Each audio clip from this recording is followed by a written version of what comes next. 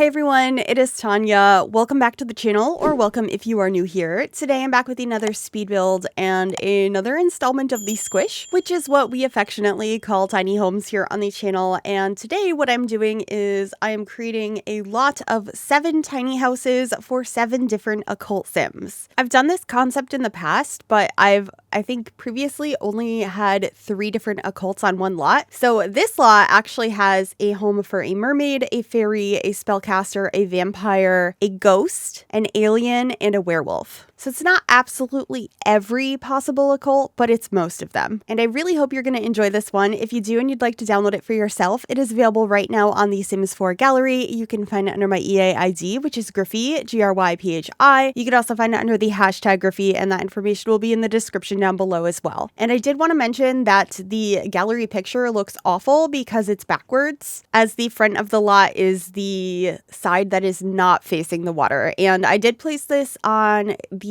Camp Gibbi lot in Gibbi Point. Also, make sure you give this video a big thumbs up if you are enjoying it. It really does help me out. Anyway, the first building that I just created is going to be for our mermaid. I knew I wanted to build on this lot specifically because I wanted a lot that had access to the water for our mermaid, and that was going to be the house closest to the water. And then I thought it would be really cute if the mermaid and the fairy were neighbors. Maybe they're like best friends, maybe they're lovers, and so I have them next to each other. And then right next door is where I'm gonna have the spellcaster. It was really interesting trying to figure out who I was gonna have as neighbors versus not next door, as like, for example, werewolves and vampires don't get along, so I didn't want them next to each other. I think they have 2 houses separating them, so it ends up being fine in the end. But not everyone on this lot, I imagine, would get along. Some would get along better than others, but some of them might despise living near each other. But anyway, this is going to be the spellcaster house, and I think this is the first one that I end up going back and forth on quite a bit when it came to the shape.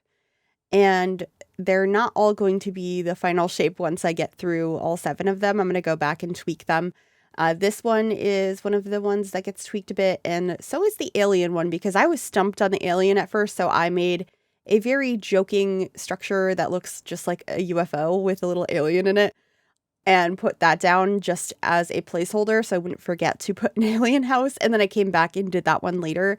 So when we get to that, you will see the very strange UFO item that I placed down. Well, I guess not an item. I built a UFO very briefly with a couple of roof pieces and like 1 circular room. Anyway, here I'm trying to put some vines over the front. I really wanted to use this round window from Realm of Magic, which I didn't end up using in the end, but I did use the same swatch on some of the other windows, and I tried the curved ones. They didn't end up working. I actually ended up using just the rectangular one in the same swatch, which I should be grabbing in a little bit. But I am first trying different roof textures. I also decided to go in and paint the fairy house as well at this point with that grass roof texture. And I'm realizing one of the roof pieces is not grass. I hope I went back and fixed that, but I'm not positive that I did. And then we are working on the vampire house, which is actually the only home that has 2 stories. I decided that that made the most sense for what I wanted this home to look like, but also this sim is probably going to spend most of their time inside, as this lot is very bright and right by the water, and probably not ideal for a vampire. So I figured they could have more interior space for them to reside on or inside of, because everyone else is probably going to be enjoying the outdoors all the time and they're just going to be hiding away. So they have a 2-story sort of Victorian inspired house. I think it came out pretty cute in the end, but it's not my favorite. Actually, my favorite house is the first one I built, which is for the mermaid, and I'm excited to show you the interior of that one. But before we get any further into this video, I just wanted to say thank you so much for your support recently on my Animal Crossing video. It was the first video I posted that is not The Sims in a long time, and I got so many encouraging comments, and I'm actually really excited about it. I'm going to be playing again over on Twitch tonight, playing my Animal Crossing island, and I'll probably have some more videos sometime soon. And then I do have one other video that I already filmed. I'm just in the process of editing right now. That is neither The Sims nor Animal Crossing. That is a passion of mine that I'm very excited about, and my members here on YouTube might know what I'm talking about because I posted like a sneak peek image, but I'm having a lot of fun branching out into some other content, so So thank you so much for your support. Anyway, the house that I'm working on now is our little house for a ghost, and I went for more of an abandoned vibe for this one. Maybe it's an older house and nobody realized somebody's still living there because it's a ghost living there. And so it's very run down in there, but I had so much fun with that style. I thought it was really fun to figure out what packs I could use and what items would look the most run down or like an abandoned little house. And then this one right here is clearly going to be for werewolves. I tried to heavily use the packs each of the occults are from for their builds. I didn't entirely use them, but I did try to heavily do that, especially when it came to the Realm of Magic build. As a lot of times when I make homes for witches or spellcasters, I tend to actually use cottage living, not Realm of Magic. So I was like, I'm using Realm of Magic today. And then this is the silly thing that I created just as a placeholder for an alien because I was not prepared to start building it yet. And I really didn't know what I wanted it to look like. So I just created a box and then a little UFO shape on top with a clear roof. And I put a little gnome inside. So that's temporarily going to be here, but that is not what the final alien house looks like. You might end up liking it better than what I actually did, but that is just a placeholder. Anyway, I'm starting a little bit of landscaping now, and I did not stick to just plants from this world. I ended up actually mixing a lot of things from a lot of different worlds together and used a lot of more magical looking plants, as this is a lot that I have 7 different occult sims living on, so there's all kinds of fun mushrooms and plants from both like the magic realm and Innisgreen and a few other places mixed in with some of the beautiful plants of Gibbi Point. So it's a very interesting landscape, but I think it worked out nicely with the theme of the build, but you can let me know what you think. Okay, but quick detour from what we're talking about. A trailer just dropped for a 3.0 update for Animal Crossing New Horizons that comes out in January, and it looks amazing. I don't want to spoil too much of it here in case you want to watch the trailer for yourself, so I'm going to link it in the description, but I just started making Animal Crossing videos on the channel, and there's going to be a massive update in a couple of months. I am so excited. Oh, I'm going to be covering so much of that. But back to the video at hand. Right now, I am changing the wallpaper on the Spellcaster house. I changed it a few different times. I do end up keeping this one, but it ends up being teal in the end, because I didn't really like having a house that was black right next to another one that was black, because the vampire house is also going to be black. So I just thought it would be nicer to bring in one of the fun colors I have from the window that I'm going to end up using, which has like a purple, a pink, and a teal in it. So I ended up going with teal. And then the vampire house colors came together so quickly, just like a dark brick. And then over here for the ghost house, I needed to make sure that the foundation was on a straight angle because it was currently on a diagonal. So that way I could put stairs up to it. And I used a lot of stuff from Life and Death here. At first, I don't end up using the windows from it, but I do go back and change them later on. And then I'm just adding a little roof piece here for the werewolf house. And then I think finally we're going to be starting to work on the alien one. Yeah, we're deleting that monstrosity and going in, and actually I'm going to be inspired by the round windows from Realm of Magic because they look very futuristic, and that's kind of what I wanted to go for, was like futuristic, sterile, not quite understanding what like humanity or Sims are about and trying their best. And so I used these round windows and this massive like entry contamination door. I don't know what to call it. It's from Strangerville, and I thought it fit nicely for this. And then I'm just playing around with the roof quite a bit. I end up just going for a rounded roof. I don't know what I was doing here in this green swatch, and then the outside ends up being white, and the inside is very, very white and very, very sterile. But I do try this green on the outside at first because before I did any landscaping, it looked like it just stood out too much compared to the rest of the houses. But once I do some landscaping, I thought that the white was fine. It's just because I had nothing else going on this lot yet. So starting that landscaping now, I grabbed a few different trees, and then I knew I wanted to have a central area where I was going to have a space for your Sims to like roast marshmallows or fish or whatever they'd like, just like a fire in the middle. So I placed that down, and then I was starting to grab some of these low-lying bushes to sort of frame out the area, and I ended up filling them in with so many other plants and flowers and bushes, and it ends up being a very overgrown environment, but I love that. And as I had mentioned, the variety of plants is quite a lot. I end up grabbing from so many different packs and trying to just make all of these different houses and aesthetics blend together as best I could. And hopefully you like how it comes out, because it's definitely a little bit different. And you can see now I'm also playing around with the alien house and trying to figure out if I want it to be green or white, or what shape it's going to be, and also if I want the UFO to be on the roof or not. I thought that was kind of a fun idea, but in the end I end up just having it parked on the ground. And I'm also starting to pick out some of the windows for our ghost house. At first here I was using these ones from Jungle Adventure, but I do swap them out and use some of the broken windows from Life and Death instead. And then also figuring out the roofing on the top of the vampire house, and then continuing with our terrain paint and placing down some of these really pretty magical looking pink mushrooms that are from Show Live to Objects in Realm of Magic. So just placing those down all around, and also getting a variety of plants both from For Rent, Island Living, and Snowy Escape, plus some really magical looking plants from the Enchanted by Nature expansion pack. And I loved these rounded rocks that I put around the little campfire. I just think it looks so cute. It kind of looks like a fairy circle. And I put a variety of different benches down there so your Sims can enjoy the campfire together. And then just continuing our terrain paint and drawing out some pathways that lead you from each of the houses to this central hangout spot. I started with this sort of sandy texture, but then I go over it with a darker dirt, and I'm also just adding some more plants as I go to make everything feel super overgrown. I didn't want it to feel like there were just a couple of small clusters of plants. I wanted it to be absolutely everywhere, and I think that this low-lying bush really helped. This one is from Adventure Awaits, but we originally got a different color of it for the first time in Jungle Adventure, so the shape of it is something I'm very familiar with. It's just the swatches are so much better with the ones from Adventure Awaits. And then here in the center, I thought it would look so pretty if I put some fairy lights or string lights over the campfire area. It just looks so welcoming and cute. So doing a little bit of a zigzag pattern there. And then I also added some gravestones that are between the vampire house and the ghost house. I thought that was very fitting. I put a couple of different things around this lot that are closer to certain homes. So for example, there is some fish and a treasure chest and stuff like that by the Mermaid house. We have a bunch of planters by the fairy house. There's a cauldron outside the Spellcaster home and a few other little things like that.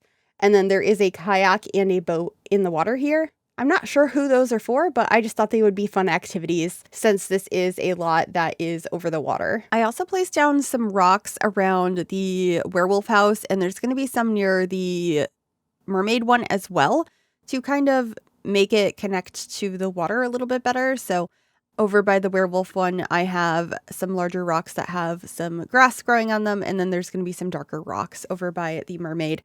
But right now I'm just adding some more plants, a variety of different ones. You can see kind of what I'm going for now with the overgrown look and lots of these pink flowers, lots of grass, tropical plants, fun things from Innisgreen, magical mushrooms. Like, I went all out on this landscaping and spent hours on the landscaping alone. So this was a video that actually took me so long to make. Hence why the video is so long. It's like half an hour long. This voiceover is 28.5 minutes. So I hope that you grabbed a drink or a snack before you got started. I've taken a break or two here as I had to watch that trailer about Animal Crossing, and then I ended up filming a video about it as well. So if you want to check that out, I will hopefully remember to link it in the description. But anyway, just continuing this landscaping now, getting behind the buildings. Sometimes I forget to do this until the last minute, and I'm like, oh, it just abruptly stops. So I made sure to go ahead and make everything feel as lush and grown as possible, including around the UFO and close to the water and like tucked between the rocks and stuff over here. I just wanted to make sure I didn't forget any sections and everything looked cohesive.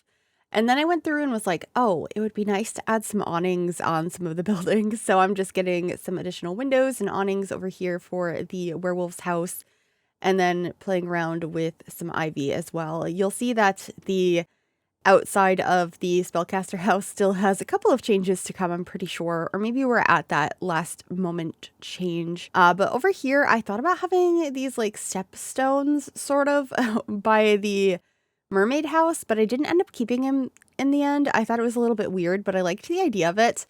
And then out on the dock, I just wanted to have a few lounge chairs so your Sims can relax. And then here are those rocks that I had mentioned earlier to wrap around the mermaid's house. And I added a little bit of greenery and a small palm tree over there as well. I thought about adding the ones that I have on the rest of the lot, but I ended up going with this shorter one instead from Debug, and I just think it is so pretty. And then for the balcony, or I guess not balcony, the porch here, I decided to add a yoga mat and some plants. And then I also have some of the oars or paddles for the kayaks hanging up as well. And a fun little thing I decided to add for this specific house was that the bathtub for this mermaid is actually on the porch so that they can bathe while looking out at the water, whereas the rest of the bathroom items are inside the house. And speaking of which, the animation that this game has when you have a mermaid take a bath is so pretty, having their tail kind of like fling over the side of the tub. It makes me think of the movie Splash with Tom Hanks. It's one of my favorite movies. I grew up watching that, and the animation of mermaids in tubs in this game always makes me think of it. Let me know if you've seen that film. Anyway, we have moved inside the mermaid house now, and I have a long kitchen along this back wall, where I made sure to include a mini fridge, a stove, and a sink. There's also a blender in here. I liked the idea that maybe this mermaid was really into wellness, hence why I have the blender. I also have the yoga mat out on the front porch. We have the beautiful soaking tub. And I also have a couple of things that I considered putting in here that were like small nods to the fact that perhaps the mermaid and the fairy are in love, and they gave each other gifts or left things at each other's houses. So I will point those out as we get to them. But for the shelf over here, I just made sure to clutter it up with some plants. There's also a conch shell up there, a little starfish. There's also some books and more plants. Basically what I put on every shelf. I also really liked the tropical artwork that I put up above the kitchen. But moving over to this little nook, which is where the bed is going to be, I used the bedside table and the bed that are both from Island Living. And I considered using this table with tablecloth from the Cottage Living pack. I was thinking maybe it was something that the fairy made them, but I decided against it in the end, and I just have the wellness artwork up above the table. And then the little nod I ended up doing is actually a bookshelf that I put on the shelf that I already placed down. It's the one that has the mushrooms on either end. I thought that that would be a cute addition in here. And I also merged a dresser with the bottom portion of the bookshelf, so that way there is a functional dresser in the space. Not that you really need one, because you could just use a mirror, but I think it's nice to have them when I can find space. But I don't always include them, just like I don't always include a full living room or full dining table. In tiny homes, it really depends on the specific structure, as they're not 100% necessary. Your Sims can either sit on their bed to relax, or they can eat on the couch. Like, you don't need the table or need the couch. I think it's nice to have, though. And we have moved on to our fairy house, which is heavily using Enchanted by Nature. I definitely wanted to use the bed and the countertops from there, but the couch I ended up using is actually from the Book Nook kit, and it's a little bit more modern than the rest of the furniture, but I kind of like that. I like to mix the different styles in a lot of my homes, and it was the right wood tone, so I decided to go for it. For the kitchen, I kept it pretty simple, just some of the cabinetry from the pack, a couple of appliances, and a green backsplash. And then for our rug in here, I actually used one from Cottage Living that has these adorable bunnies on it. I just thought it matched the vibe I was going for, and I adore the curtains from Enchanted by Nature. They're not ones that I get to use very often, but I really, really like them. And also the TV stand I'm using is actually a wardrobe, so that functions as a dresser for your Sims. And then I just have a little bedside table with one of the functional indoor plants, so your Sims can actually take care of that. And there's a fairy house over here as well, and another bookcase, that same one that I put in the mermaid house. And then I'm just going to get a couple more decorations and a bookshelf in here as well. And then I think the last thing I have to decorate is just the bathroom. It's a pretty small house, so it's not like there's a ton to decorate. This would have been so much more daunting if these weren't tiny houses. And it was already very daunting having 7 of them to decorate, but I'm so glad I did it. I'm very proud of how this build came out. And this is our little bathroom. I used the new shower that came with Adventure Awaits, and I paired it with the sink from Enchanted by Nature, and then we're just grabbing a toilet. I considered having it be a black toilet because The inside of the sink is a darker color, but I thought it looked a little bit weird in the end, so I didn't end up going for that. And then for our Realm of Magic house, I ended up having to do a very weird floor plan here because this house is on a diagonal and kitchen counters don't like to be on a diagonal. So I end up having a wall that's technically a straight wall, but it looks diagonal in this space.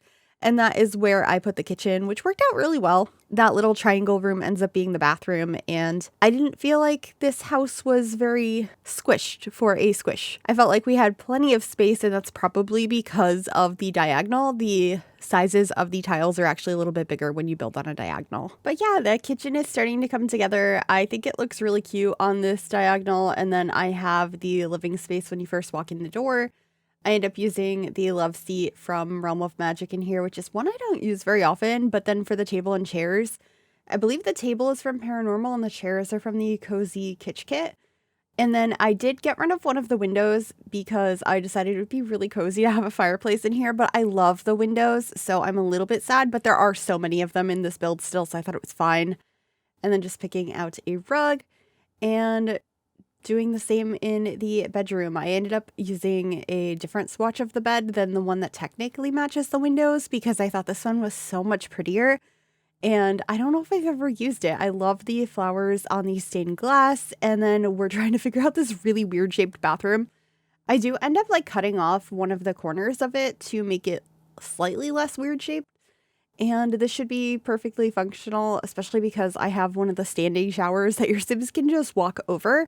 They're very helpful for tiny house bathrooms, so had to use that trick in here. I don't think I used it in any of the other bathrooms, though, because I had different layouts. Anyway, that one is done now, and we're moving on into the vampire house, which is the largest of the 7 homes. And upstairs is like a lofted bedroom, and then there is a bathroom upstairs, and then downstairs you actually walk directly into the kitchen, which I have as a separate room, but I don't think it's used very much since this is a house for vampires and they don't eat regular food. However, I thought it was a nice spot for a kitchen in the entrance if you did want to have that. And I'm just going through and trying to figure out what wallpaper I want to have now. And I did actually end up using the counters from Realm of Magic instead of the ones from Vampires. They just didn't have the right swatches. And another fun thing I did for the windows in the front of the house, I blocked them out with large curtains and also with bookcases because you probably don't want a lot of light shining in here. I feel like the vampire living here probably wants to stay in the dark. And I also placed some cobwebs in the kitchen as I don't think the stove has been used for quite some time. Anyway, here in the living room, I am using the furniture from Vampires and then this beautiful fireplace and frame TV that I believe are from the Secret Sanctuary kit or the Bella Goth kit. They were perfect for this space. And then upstairs, I'm just using the bedroom set from Vampires, this beautiful bed. I also picked out a rug from there, although do I keep that rug? I feel like I changed the swatch of it. Yeah, I do. I go for more of a cream color up here, and the bedside tables are from Get Together.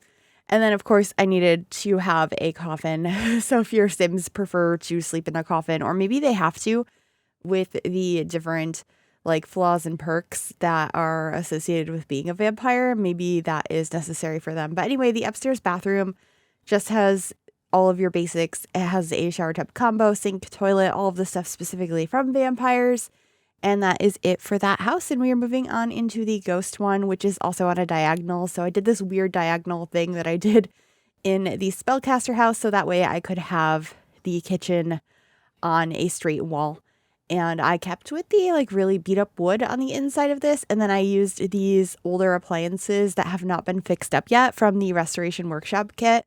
I thought that they were absolutely perfect for this space. And we don't really have a sink that's as beat up as those, but there is one that's coated in paint from the Artist Studio kit. So I decided to place that in here, as well as a couch that has a cover over it from the Spooky Day stuff pack. There's an old mattress in here, and I have a collection of frames and a mirror on the wall as well. I just wanted it to feel abandoned and have a bunch of clutter in it. So hopefully I achieved that. And just like the Vampire's house, I also made sure to include a cobweb or a spider web up above the stove. I also got to include one of my favorite rugs in the game. I probably overuse it. It's in most of my builds, which is the one from Werewolves, except I used the more worn or torn up swatch here. in a blue and red color. And then for the bathroom, I used a mixture of the craftable items and a sink from Horse Ranch, and lots of cobwebs and spider webs in here as well.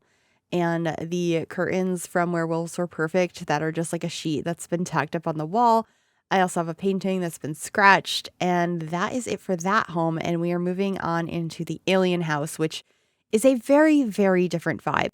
It is bright white in here. I have a sleeping pod instead of a regular bed, and that's an item that came with Get Famous. So your Sims go in there and it like hovers and they can sleep kind of like how a coffin works for vampires, except it's just for any Sim. And I picked out lots of like futuristic curved items like the chairs in here.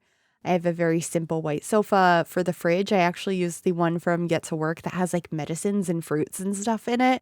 It just felt very clinical and exactly what I imagined these aliens would pick out.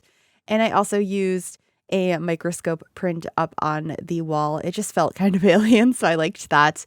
And then just placing down a trash can, and then we should be decorating the bathroom, which I have a contamination pod or a decontamination pod in there, and a toilet. I didn't add a separate sink, but there is one right outside the bathroom in the kitchen, so I thought that that was fine.